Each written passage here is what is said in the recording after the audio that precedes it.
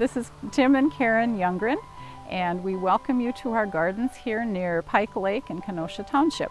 Well, when we moved into this house with all the pine trees around, we decided that the only thing that's going to grow here is something shade-loving. So that's, of course, the hosta. And so now we have over 200 varieties of hostas.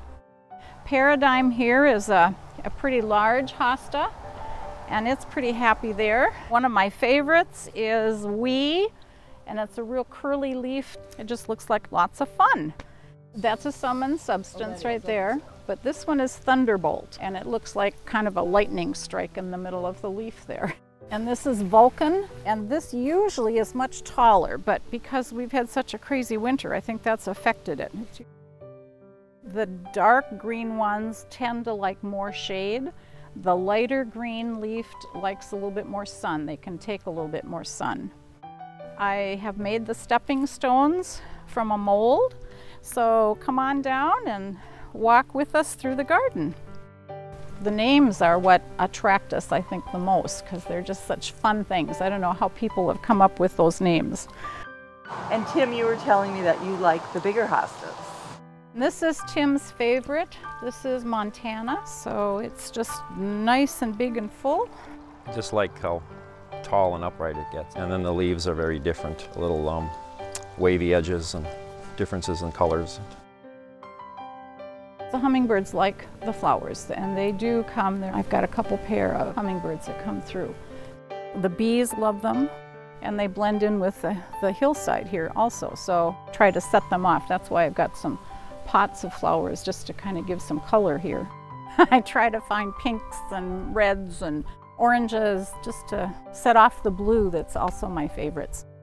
We've been working on trying to get some astilbes in, and here's a kind of a silvery pink one. This is a pink lily that is from my husband's dad's gardens, and so it's always fun to have this one kind of come up and open, and we remember him. Here's another big one, Blue Umbrella, and it likes here because it's shaded. It's one of the dark blue ones. They are not a lot of work at all. With perennials, it's just is really easy to just set them in and watch them grow. Talk to them every once in a while, and they like that part.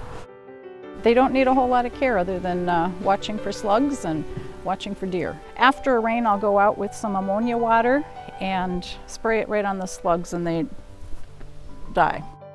Heat Wave is a real thick, heavy blue hosta, so the slugs have a hard time eating on that one.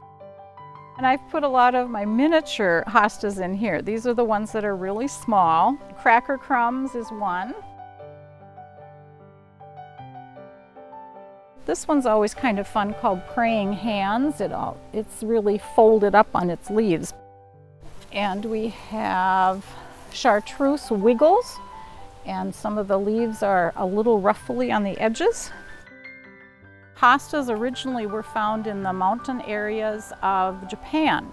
So there's a set of the hostas that have Japanese type names. So here's Gaijin, Lakeside Babyface. There's a whole series of the lakeside ones. I'm attracted to those because one of the schools I taught at was lakeside here in Duluth. Here's Little Elfin Fire, which is one of the lakeside ones again. Here's Goodness Gracious, and she's also very lovely. She has nice draping leaves.